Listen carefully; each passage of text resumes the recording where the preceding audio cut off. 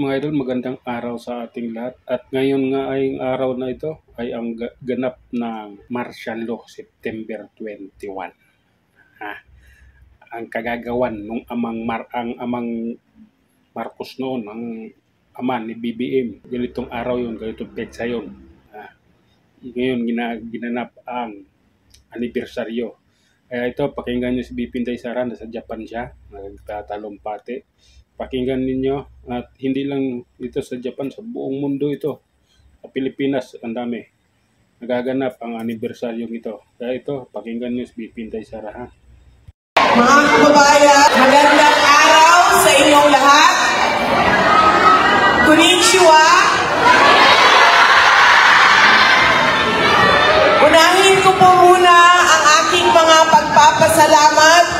Una po, ang aking pagpapasalamat sa mga tumulong po sa atin dito sa Japan para mabuo ang programa natin ngayong hapon na ito. Arigatou gozaimasu.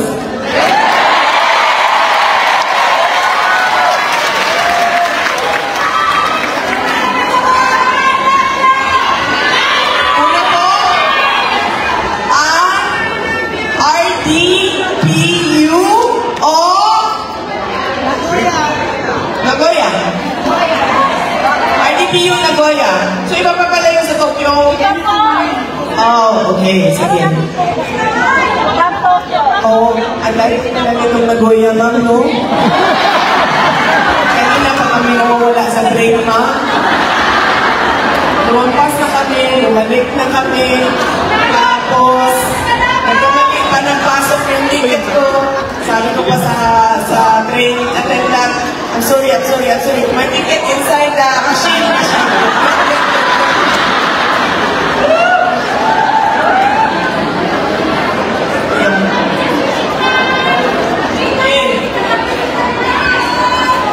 Sino po ang pagpapasalamatan natin sa Miwa City, ma'am?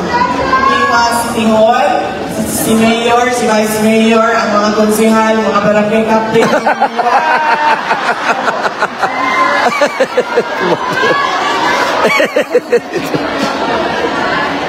Ito ang sa Miwa. Okay. Hirap. Wait lang, ha? Marami po sila, mga barangay kagawad. Umihara Yishimasa.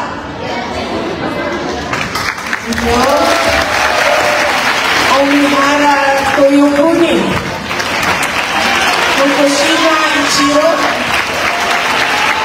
Makato Suzuki. You are owner of Suzuki.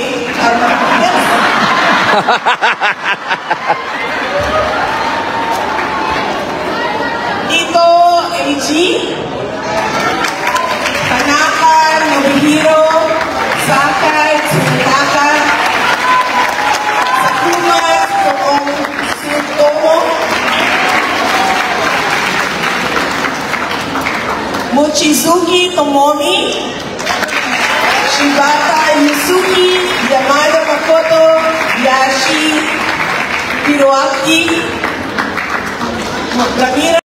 At ayun na nga mga yung talumpati ni Bipinday Sara, talagang nakakaano naman.